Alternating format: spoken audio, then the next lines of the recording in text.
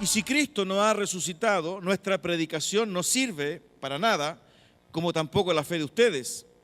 Aún más, resultaríamos falsos testigos de Dios por haber testificado que Dios resucitó a Cristo, lo cual no habría sucedido si en verdad los muertos no resucitan.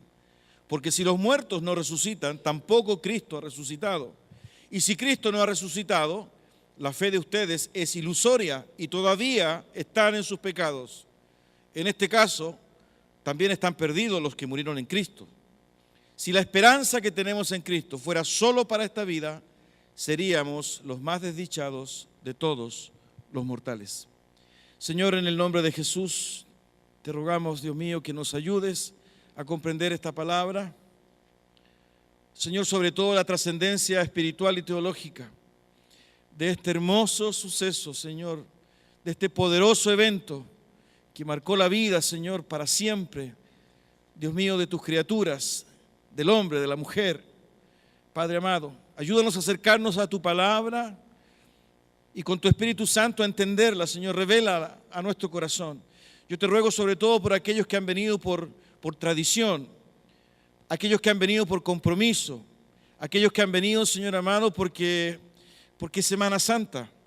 En el nombre de Jesús, te ruego que tu Espíritu Santo y tu palabra sea capaz, Señor, de penetrar el corazón nuestro que es incrédulo, que muchas veces es idólatra y es duro, Padre Santo, para entender tu revelación. Padre mío, poderoso Dios, Señor Dios Todopoderoso, ten misericordia de nosotros y en esta hora, en estos breves minutos, Señor, breves minutos, al ser expuestos a tu palabra y a la obra de tu Espíritu Santo, Señor, que nuestras barreras, nuestros presupuestos, nuestros prejuicios, Señor, puedan ser derribados. Señor amado, como también, amado Señor, esa palabra pueda animar, consolar, Señor, corregir y fortalecer a aquel que en esta mañana te busca con un corazón contrito y humillado. Bendito sea tu nombre. Bendito sea tu nombre, Señor, y te doy gracias junto a mis hermanos por este momento, por esta palabra, por tu presencia. Te doy gracias, Señor, por tu fidelidad. Oramos en el nombre de Jesús. Amén. Amén. Vamos a intentar, queridos, ¿no? Eso es un poco lo que... Ahí está, ¿verdad? Un poco lo que les quería comentar, ¿no? Que históricamente nos sitúa en el momento en que Jesús muere y resucita. 14, mes de Nisan, marzo, abril, más o menos. 14 es un día jueves, ¿no? Comen la Pascua y la Santa Cena en la tarde. Jesús es detenido esa noche, ¿no? En la madrugada del 15, mes de Nisan, viernes, durante 6 horas Jesús es interrogado y es torturado. Estaban apurados los judíos porque venía el día de reposo y en el día de reposo nadie se movía. Por consiguiente, había que juzgar y crucificar a Jesús lo antes posible. Y por esa razón lo crucifican a las 9 de la mañana, ¿no? Él agoniza durante todas esas horas y muere a las 3 de la tarde. Las horas son aproximadas y están basadas, ¿verdad?, en el mismo relato de los evangelios cuando habla de la hora novena, de la hora sexta, ¿no? Todo el día sábado, que es el día de reposo, Jesús está muerto. Está muerto. No es que estaba inconsciente ni que se desmayó, estaba muerto. Y en la madrugada del primer día de la semana, que es el 17 del mes de Nisan, Jesús resucita. Por eso que todo fue tan rápido, porque era necesario, según la costumbre judía, hacerlo antes del día de reposo. Repito, fue más o menos por ahí por el mes de marzo, abril, pero esa fue la secuencia. Y ahí aparece, ¿verdad?, la resurrección de Jesús. Por consiguiente, es un hecho histórico, tremendamente histórico. Ocurrió, queridos. Y yo quiero que ustedes me acompañen ahora, ¿verdad?, sobre lo que hemos leído. Esto es a beneficio de inventario, por favor, ¿no?, para que usted lo grabe. Pero quiero que me acompañen a hacer 4 reflexiones de lo que hemos leído en Primera de Corintios, capítulo 15. Si usted se fija, ¿verdad?, al parecer habían problemas en la iglesia de Corinto. Esta es una carta del apóstol Pablo a la iglesia de Corinto. Habían grupos que dudaban de la resurrección. No se olvide, ¿no?, que estas cartas Pablo las escribe, ¿verdad?, en el primer siglo. Estamos hablando aproximadamente del 60, 70 entre el 50 y el 60, ¿no? Estas cartas son escritas por el apóstol. Por consiguiente, el suceso había ocurrido no hacía mucho, ¿verdad? Es decir, la muerte, la crucifixión y la resurrección de Jesús había ocurrido 10, 15, 20 años. Y si usted se fija, ¿verdad?, en lo que hemos leído, Pablo se encarga de sentar y de poner sobre la mesa, ¿verdad?, el testimonio de testigos. Incluso Pablo dice, bueno, se apareció a más de 500, se apareció a Cefas es Pedro, en fin, incluso se apareció a mí. Algunos de los que lo vieron ya murieron, no están, pero hay muchos que viven. Es decir, es un suceso histórico, ¿verdad? Y Pablo se encarga de aclarar a través de esta carta lo que realmente había ocurrido, porque había en esa iglesia dudas de que Jesús hubiese resucitado. Y esa duda y esa incertidumbre generaba un tremendo problema al Evangelio. Por eso Pablo, ¿verdad?, en estos 19 versículos que hemos visto, se encarga, ¿verdad?, de dejar por sentado lo que significa la resurrección. Y lo primero, ¿verdad?, que quisiera plantear a ustedes es el poder que la resurrección le da a la predicación, ¿no? Dice en el versículo 14, y si Cristo no ha resucitado, nuestra predicación no sirve para nada. Eso es lo que está diciendo Pablo. Por consiguiente, ¿verdad?, si lo multiplicamos por -1, los que son matemáticos, podemos afirmar derechamente que si Cristo ha resucitado, nuestra predicación es poderosa y sirve muchísimo, absolutamente. Y eso es importante entenderlo, ¿verdad? Porque de alguna forma, si no estuviese presente ese hecho, otra sería la predicación. Miren, ¿qué les parece? ¿Verdad? Si nosotros resumiésemos el Evangelio en estos 3 elementos: Jesús murió por nuestros pecados, conforme a las Escrituras, y fue sepultado. Y hasta ahí llegara el Evangelio. ¿Qué les parece ese Evangelio? Fíjense que Pablo, si usted revisa lo que leímos ahí en el 1 Corintios 15, versículo 3, dice, porque ante todo les transmití a ustedes lo que yo mismo recibí. Cristo murió por nuestros pecados, según las Escrituras, fue sepultado y finalmente dice, resucitó. Es decir, el Evangelio y la predicación del Evangelio, incluso Pablo lo dice acá derechamente. Fíjense en el versículo 2, dice, mediante este Evangelio son salvos si se aferran a la palabra que les prediqué. De otro modo, habrán creído en vano. Es decir, el Evangelio y la predicación del Evangelio, ¿verdad?, necesariamente incorpora la resurrección de Jesucristo. Por consiguiente, si nosotros sacamos el evento de la resurrección, ¿verdad?, absolutamente reducimos el Evangelio. Porque es en el Evangelio donde precisamente nosotros encontramos el poder, ¿verdad?, de esta palabra que transforma, de esta palabra, ¿verdad?, que salva, la resurrección. Fíjense en Romanos 10, 8 y 9, si ustedes pueden buscarlo, por favor. Romanos 10.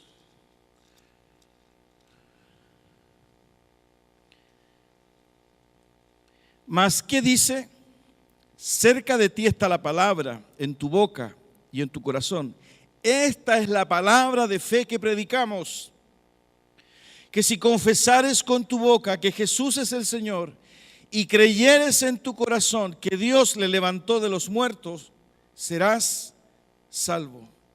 Que si creyeres en tu corazón que Dios le levantó de los muertos, serás salvo.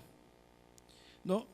En otras palabras, ¿verdad?, la resurrección le da el sentido y el poder a esta prédica, a este anuncio, que nos lleva precisamente a una relación de salvación con nuestro Dios. Por consiguiente, el que no hubiese habido, o la eventual posibilidad de que no hubiese habido resurrección, absolutamente debilitaba el discurso, la prédica, el evangelio. Y eso Pablo lo entendía. Por eso que en el capítulo 15, in extenso, Pablo se encarga de hacerles entender que la palabra que ellos han recibido, no solo que Jesús había muerto por sus pecados, no solo que estaba profetizado, ¿verdad?, en su palabra, sino que Él también había resucitado. Incluso, ¿verdad?, era fundamental entender que esa resurrección también estaba profetizada. Jesús mismo lo había dicho. Fíjense que en la mañana veíamos, cuando compartía con nosotros la reflexión el pastor Andrés, cómo hasta los fariseos en la época de Jesús, los religiosos, valoraban la resurrección, porque entendían que si efectivamente Jesús resucitaba, el problema que ellos iban a tener con esa predicación y con esa convicción y con ese credo era absolutamente irreversible. Si ustedes abren su Biblia, por favor, para que lo podamos leer en el Evangelio, me parece que Juan,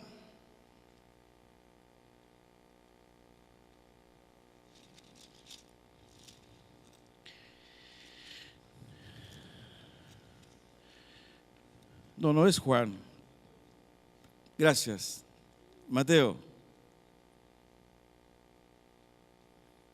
Por favor, abran sus Biblias, Mateo 27,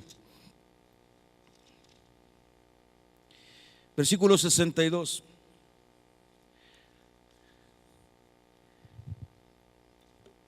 Mateo 27, versículo 62.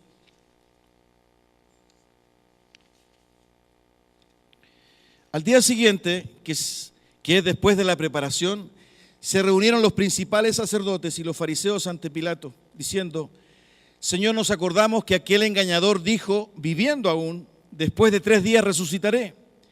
Manda pues que se asegure el sepulcro hasta el tercer día, no sea que vengan sus discípulos de noche y lo hurten y digan al pueblo: resucitó de entre los muertos, y será el postrer error peor que el primero. Los propios religiosos, ¿verdad?, de la época le daban a la resurrección un poder extraordinario. Porque además Jesús había dicho que iba a resucitar. Por consiguiente, ¿verdad?, era absolutamente impensado, ¿verdad?, que el mismo hombre que predicó, que mostró señales y que él mismo haya dicho que iba a morir y que iba a resucitar, ¿verdad? Eso tenía una fuerza tremenda. Incluso nosotros encontramos pasajes precisamente, y los mismos religiosos se acuerdan de ello, ¿no? Versículo 63, Señor, nos acordamos que aquel engañador dijo, viviendo aún después de 3 días, resucitaré. El poder de la resurrección, el poder en la predicación, ¿no?, el poder en el anuncio. En el anuncio. Yo lo tenía con la versión NBI. Por eso ordene usted que se selle el sepulcro hasta el tercer día, no sea que vengan sus discípulos, se roban el cuerpo y le digan al pueblo que ha resucitado. Ese último engaño sería peor que el primero. La resurrección no podemos sacarla del Evangelio. La resurrección, ¿verdad?, es tan poderosa que afecta nuestra teología y que afecta la manera en que nosotros vivimos la vida. Es tan parte, ¿verdad?, del Evangelio y de la prédica y del mensaje de esperanza y de salvación, ¿verdad?, la resurrección me refiero, que trastoca y nos hace entender la realidad de Dios en nosotros de manera distinta. Este templo, por ejemplo, y la manera en que está de alguna forma adornado, tiene como sustento la teología, una teología donde aparece la resurrección. ¿Y cuál es la señal de eso? La cruz. La cruz está vacía. Ese solo hecho demuestra, ¿verdad?, que nuestro mensaje, el mensaje del Evangelio, la predicación del Evangelio, incorpora esta realidad. No podemos, ¿verdad?, soslayar, minimizar, reducir, evitar, plantear, ¿verdad?, en este discurso, la resurrección como hecho concreto. Y eso afecta a nuestra teología. Por eso que el día domingo, por ejemplo, es un día de celebración. Es el primer día de la semana y de alguna forma está ligado con este hecho histórico de que Jesús resucitó. Pablo, fíjense, incluso le dio una importancia teológica espiritual. Ahí en Romanos capítulo 6, miren el versículo 4 como lo plantea Pablo. Dice, porque somos sepultados juntamente con Él para muerte por el bautismo. Pablo está haciendo, ¿verdad?, un paralelo entre la muerte de Cristo y el Hijo de Dios a través del bautismo. Pero miren lo que dice a continuación. A fin de que como Cristo resucitó de los muertos por la gloria del Padre, así también nosotros andemos en vida nueva. Es decir, Pablo vincula el hecho histórico de la resurrección de Jesucristo con este concepto, ¿verdad? Y con esta esperanza que es parte de la predicación del Evangelio. ¿Cuál es? Una vida nueva. Y fíjense lo interesante, ¿verdad? Cómo este hecho histórico, este hecho físico, que forma parte, ¿verdad?, del testimonio de vida de Jesucristo, tiene tal poder, ¿verdad?, desde la perspectiva de Pablo, que ese hecho que ocurre en un lugar de Palestina, a través de la fe, impacta la vida hasta tal punto, ¿verdad?, que nos da la esperanza de poder tener una vida nueva. Y eso es Evangelio. Por eso que yo les decía hace un momento, ustedes están aquí porque Jesucristo resucitó. Porque ese hecho, ¿verdad?, que ustedes han creído y que forma parte de la predicación y del Evangelio, ha permitido que a través de la fe ustedes tengan vida nueva. Por consiguiente, ¿verdad?, Pablo le interesa sobremanera aclarar el punto. Por favor, no vayan a cometer el error de pensar siquiera que esa resurrección no ocurrió. Fíjense que es un tema delicado para la iglesia y para nuestra vida y para la vida de la iglesia. Por consiguiente, queridos, la resurrección le da poder a nuestra predicación. Cuando nosotros compartimos a Cristo, ¿verdad?, cuando nosotros hablamos a aquellos que no conocen al Señor, cuando nosotros incluso vivimos nuestra propia experiencia de vida, la resurrección necesariamente debe estar presente, porque da la esperanza de un cambio, la esperanza de una vida nueva, la esperanza, ¿verdad?, de que no hay un determinismo, la esperanza, ¿verdad?, de que no está todo dicho, porque la resurrección, ¿verdad?, es todo nuevo, todo hecho nuevo. La segunda aspecto que quería compartir con ustedes, la resurrección le da sentido y consistencia a nuestra fe. Pablo dice en el versículo 14 y 17, dice, y si Cristo no ha resucitado, nuestra predicación no sirve para nada, como tampoco la fe de ustedes. Versículo 17 dice, y si Cristo no ha resucitado, la fe de ustedes es ilusoria. Si Cristo no ha resucitado, ¿verdad?, no sirve para nada la fe de ustedes. Si Cristo no ha resucitado, la fe de ustedes es un engaño, es algo ficticio, es ilusoria.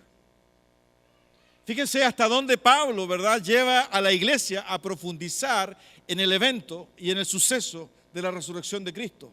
Es tan poderoso, es tan potente, que si no ocurrió, ¿verdad?, tú no has creído en nada. Tu fe es ilusoria, ¿no?, y no sirve para nada.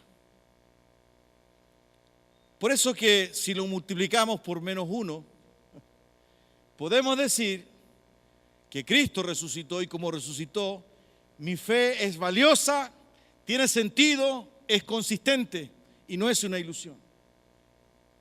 Ojo con eso. La fe se sustenta, ¿verdad?, fortalecida en el evento y en el hecho de que Jesús resucitó. Eso es lo que está diciendo el apóstol Pablo. Eso es lo que necesitaban saber, ¿verdad?, los hermanos de Corinto. Y fíjense lo que hace Pablo. Pablo, ¿verdad?, comienza a analizar el evento de la resurrección, incluso desde una perspectiva histórica. Y en los primeros versículos, ¿verdad?, que leíamos al comienzo, del versículo 5 en adelante, Pablo se encarga de hacer un relato de aquellos que se encontraron con Jesús. Es decir, lo que está haciendo Pablo, fíjense qué interesante, le está dando sentido y le está dando cuerpo a la fe de ellos. Pablo reconoce, ¿verdad?, que esa fe necesariamente tiene que estar sustentada también en el conocimiento. Porque, queridos hermanos, la historia de Jesús, la muerte de Jesús, la resurrección de Jesús no es un mito, no es una leyenda. Y eso es algo fundamental para nosotros poder incorporar la realidad de Dios en nuestra vida. Si nosotros creemos que Jesús era el Superman, que Él no sufrió realmente y que Él de alguna forma no vivió 100% la naturaleza humana y que todo lo sabía, ¿verdad? En fin, nosotros estamos reduciendo y minimizando la obra de Dios a través de su Hijo Jesucristo. Esto es fundamental, ¿verdad? Porque de lo contrario, este Jesús se nos arranca. Por eso que Hebreos dice, si usted revisa su Biblia, en Hebreos capítulo 4, fíjense cómo lo aborda el autor de Hebreos. Acompáñenme, por favor, me parece que es Hebreos 4, 15.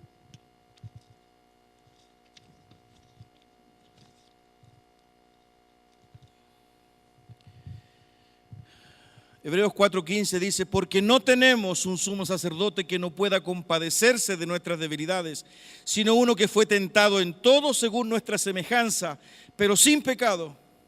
Acerquémonos pues confiadamente al trono de la gracia para alcanzar misericordia y hallar gracia para el oportuno socorro. Era fundamental entender, ¿verdad?, el suceso histórico, por eso que Pablo, ¿verdad?, se encarga de señalarlo. Era fundamental también que entendiesen que esto estaba, ¿verdad?, profetizado en las Escrituras. Porque era relevante que la iglesia entendiese que este Jesucristo había sufrido, había existido, había muerto, había resucitado y que su encarnación, ¿verdad?, nos acercaba a Dios. Eso es lo que está diciendo Hebreos. Es decir, no era un hombre, un Superman dotado, ¿verdad?, que a pesar de saber un poco lo que iba a ocurrir, de alguna forma, ¿verdad?, él controlaba el dolor, ¿verdad?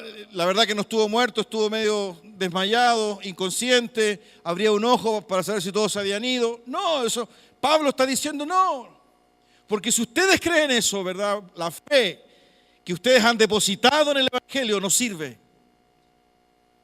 Porque estarían creyendo algo que fue una pantomima, que fue un show que no fue correcto, que fue ficticio. Y esto es fundamental entenderlos, queridos, porque cuando estamos en el conflicto, cuando estamos en la crisis, cuando sufrimos la traición, cuando sufrimos la carencia, cuando de alguna forma nos enfrentamos a lo que no queremos y eso nos sobrepasa, es en ese momento que nosotros tenemos que recordar que Jesucristo padeció exactamente lo mismo que nosotros, pero sin pecado. Por eso que Hebreo después dice, acérquense con confianza, porque Jesucristo sabe lo que ustedes están viviendo, porque Jesucristo sabe lo que estás sufriendo, porque Jesucristo sabe de tus carencias, porque Jesucristo sabe de tu conflicto.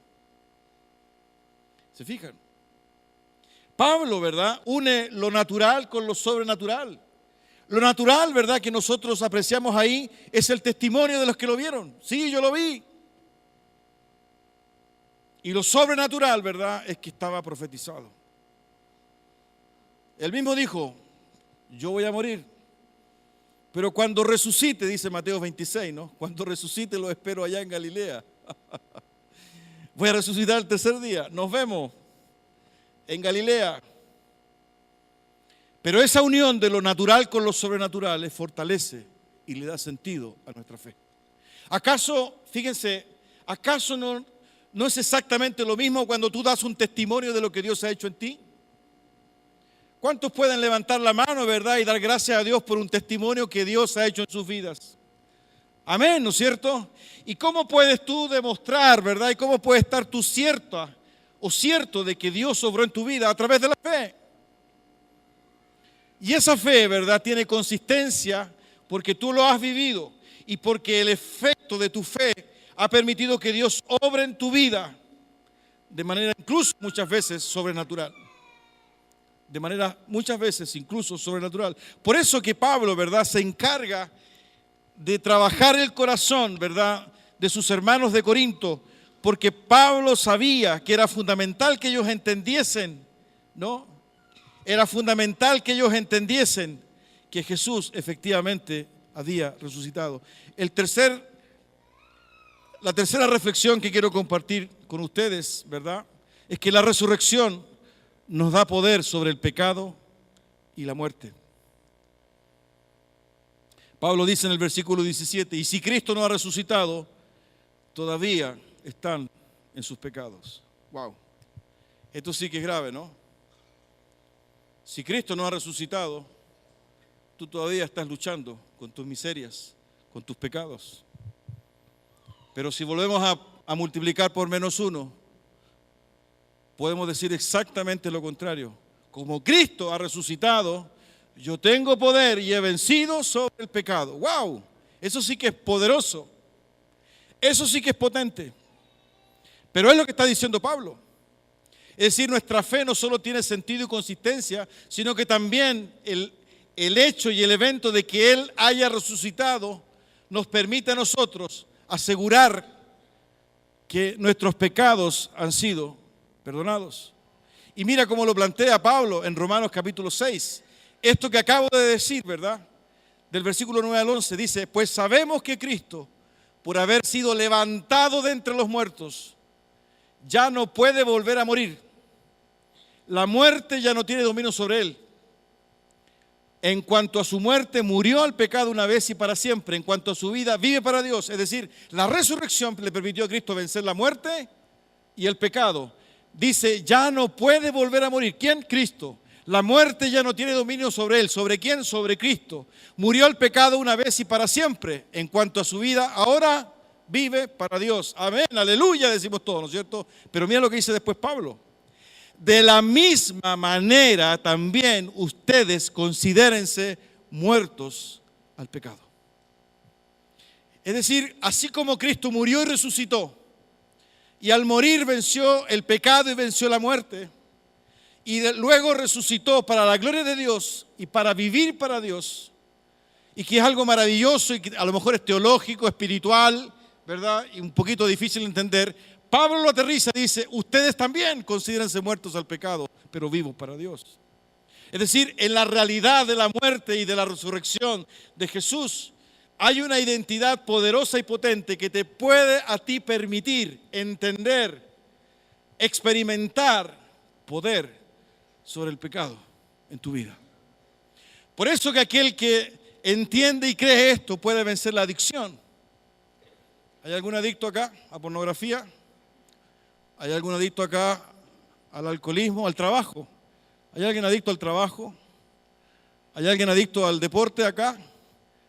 ¿Hay alguien adicto? ¿Y por qué hablo de la adicción?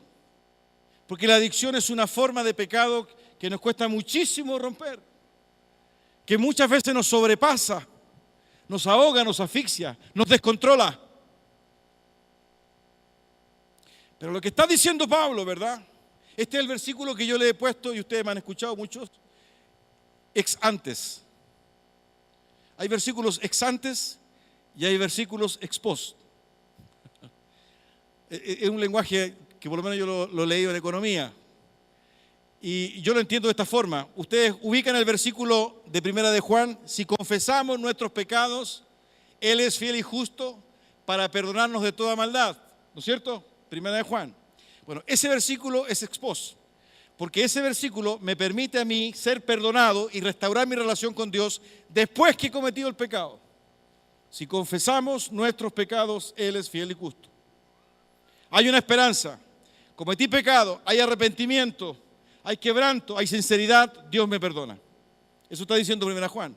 Pero este versículo es el ex antes. Este versículo me permite vencer el pecado antes de cometerlo. De la misma manera, también ustedes considérense muertos al pecado. Así como Cristo venció la muerte, venció en la cruz, venció el pecado, ustedes también. Considerados muertos. Por consiguiente, la fe en lo que hizo Jesucristo, la fe en su resurrección, es tan poderosa que me permite vencer el pecado.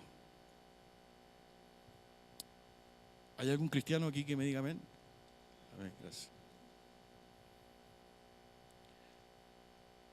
¿Y qué significa eso, queridos? Que la resurrección de Cristo me da poder para vivir la libertad, para vivir la vida.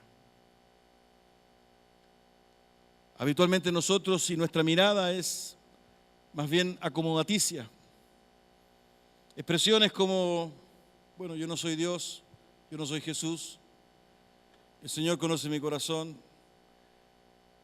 ¿verdad? Yo lo he intentado, pero no he podido. Están a flor de labios nuestros. Pero lo que está diciendo Pablo, ¿verdad?, es que la resurrección me permite tener el poder para vencer aquello que me esclaviza, que me determina, aquello que no puedo ni he podido romper. Pero tienes que creerlo. Este lenguaje que pudiese ser un poco evangélico, cristiano, teológico, espiritual, bíblico, canuto, como usted quiera llamarlo, no tiene sentido si usted no lo experimenta en su vida. No tiene sentido si no lo experimenta en su vida. Por eso que la resurrección, ¿verdad?, hoy sigue siendo tan trascendente. Por eso que la resurrección hoy día tiene tanto poder, porque la resurrección nos da este cántico, ¿verdad?, de esperanza, de que no estamos relegados a, ni estamos condenados a, ni estamos determinados por. Porque la resurrección revolucionó absolutamente toda la lógica, porque permitió que Jesucristo venciera la muerte. Y juntamente con Él, nosotros también. Por eso que Pablo, fíjense que si usted revisa todo el capítulo 15, que son más de 60 versículos, hoy día a la tarde, antes de ver el resumen del sultán, usted fíjese que Pablo dice, ¿dónde está, oh muerte, tu aguijón? ¿Dónde está tu sepultura o tu sepulcro? Porque Pablo entiende que este fenómeno, ¿verdad?, y esta realidad de la resurrección tiene un poder profundo. Lo entendieron los fariseos de la época de Jesús. ¿Por qué nos costará tanto entenderlo a nosotros o creerlo? Hay un poder inigualable en este suceso que solo podemos alcanzar a través de la fe. De la misma manera también ustedes considérense muertos al pecado, pero vivos para Dios. Considérense muertos al pecado, pero vivos para Dios. La cuarta reflexión que quería compartir con ustedes es maravillosa. La resurrección nos impulsa, nos catapulta a la eternidad. Miren cómo lo dice Pablo al final. Si la esperanza que tenemos en Cristo fuera solo para esta vida, seríamos los más desdichados de todos los mortales. Sería lindo que ustedes, cada uno, pudiese expresar qué entiende este versículo, pero Pablo lo dice en el versículo 11. Si nuestra relación con Cristo, si nuestra convicción con Cristo fuera algo que solo está en el ámbito de lo físico, material, ¿verdad?, y de la vida cronológica, seríamos absolutamente dignos de compasión y conmiseración. Pobre. Lo que está diciendo Pablo, ¿verdad?, porque es importante que usted siga leyendo el capítulo. Pablo, al final de este capítulo, habla incluso de la resurrección de los hijos de Dios. Habla, ¿verdad?, cómo lo corruptible que es nuestro cuerpo, cómo va a ser transformado en incorruptible. Pablo plantea, ¿verdad?, y habla de la resurrección corpórea, ¿verdad?, de los hijos de Dios, y dice que Jesucristo ha sido el primogénito de la resurrección, ha sido las primicias, pues después de Él va a resucitar su iglesia en algún momento escatológico más en el futuro, cuando Él venga a reinar. Por eso que Pablo, ¿verdad?, incorpora esta visión de la resurrección, que es algo que no solo está en el pasado de la historia de la obra de Dios en el hombre, sino que es inminente, presente en la resurrección de la vida por el poder del Evangelio, pero también en el futuro. Por consiguiente, Pablo dice que la realidad de la resurrección nos desborda, ¿verdad?, del tiempo y del espacio, y crea en nosotros una esperanza viva, absoluta, para entender que no estamos circunscritos y que nuestra realidad no es meramente terrenal ni finita, sino que hay una dimensión eterna, gracias a Dios por la resurrección. Entonces, queridos, ¿era importante que Pablo aclarara esto? Claro que sí. Porque estaba en juego la predicación del Evangelio. Porque estaba en juego la validez, el sentido y la consistencia de la fe de los hermanos. Porque estaba en juego, ¿verdad?, el poder y el dominio que los hermanos debían tener sobre el pecado. Y porque de alguna forma les otorgaba y les entregaba esperanza en el futuro. Elementos que son absolutamente pertinentes para nuestra vida cristiana hoy en estos tiempos. Donde pareciera, ¿verdad?, que lo que nos rodea afecta, influencia nuestra vida y no nos hace tener esperanza y nos hace de alguna forma desviar nuestra mirada de Cristo, nos plantea escenarios, ¿verdad?, en que nuestra fe es puesta a prueba, en que de alguna forma, ¿verdad?, relativiza nuestras convicciones, o arrastramos y pateamos las piedras porque no podemos vencer ni somos capaces de solucionar, ¿verdad?, aspectos de nuestra vida que no son agradables ni correctas delante de Dios. Porque pareciera, ¿verdad?, que este discurso más bien es intelectual, racional, pero no siempre hay poder en nuestra vida para vivirlo. Y porque muchas veces, ¿verdad?, enfrentamos la muerte con temor, con dolor, con desesperanza. El suceso de la resurrección es hermoso, es milagroso, es poderoso.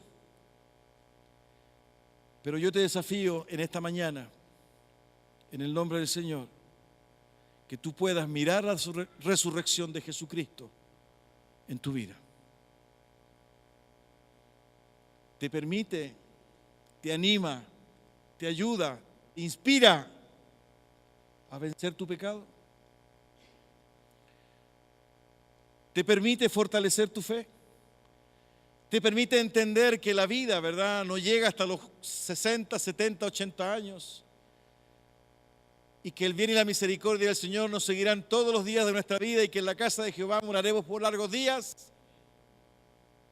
La resurrección te permite comprender, ¿verdad?, que lo que estamos viviendo es temporal, es pasajero, y que si bien puede ser tensional, difícil, complejo, triste, nos catapulta hacia una experiencia distinta. La resurrección tiene que ver con eso. Por eso que está incorporado en la teología cristiana evangélica como algo relevante y por eso que formó parte del discurso inicial de la iglesia. Jesús murió por tus pecados. Estaba en las Escrituras. Fue sepultado, pero resucitó. Y esa experiencia, hasta el día de hoy, bendice la vida de la iglesia. Bendice la vida de aquellos que le creen y que le buscan. Porque hay esperanza de una nueva vida. Tengamos un momento de oración.